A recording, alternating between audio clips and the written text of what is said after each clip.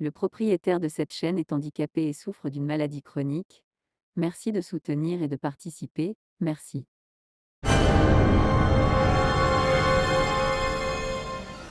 Une histoire racontée par un policier qui raconte qu'un jour, il y avait un homme qui travaillait comme boucher dans une des régions, et chaque jour il emmenait des moutons et du bétail pour les abattre et les vendre aux gens. Un jour, alors que cet homme se rendait à son travail, il a trouvé dans la rue une femme poignardée au ventre avec un couteau. Le boucher a immédiatement couru vers elle, l'a aidée et lui a enlevé le couteau jusqu'à ce que l'ambulance vienne et les mène à l'hôpital. Mais avant l'arrivée de l'ambulance, les gens se sont rassemblés autour d'eux et l'ont accusé d'avoir tué cette femme et ont informé la police.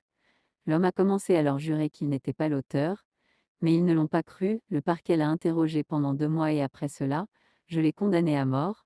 Le jour où la peine de mort a été exécutée, l'homme a dit: Je veux que vous entendiez que ce sont mes dernières paroles, avant de m'exécuter, et l'homme a commencé à raconter son histoire. L'homme travaillait dans la mer et sur les bateaux avant de devenir boucher, et un jour, une belle jeune femme l'accompagnait dans le bateau. Il a beaucoup aimé et a décidé de lui proposer.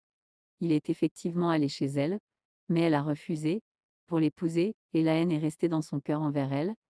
1 an plus tard, cette jeune femme l'accompagnait dans le bateau. Elle avait son jeune enfant avec elle, et elle ne se souvenait pas de l'homme mais il se souvenait d'elle et savait-elle. Alors l'homme a essayé de l'agresser. Mais elle lui a résisté et a refusé. Alors il l'a menacée avec son enfant jusqu'à ce qu'elle commence à pleurer et à prier pour que son enfant ne soit pas blessé. Et elle est devenue plus obstinée dans sa résistance. Puis l'homme a mis la tête de l'enfant dans l'eau en criant jusqu'à ce que sa voix s'arrête et qu'il meure.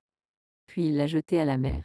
Après cela, il a tué la femme, a vendu le bateau et est allé travailler comme boucher. L'homme dit: Me voilà en train de purger ma peine et je n'ai pas tué celui qui a été poignardé avec le couteau.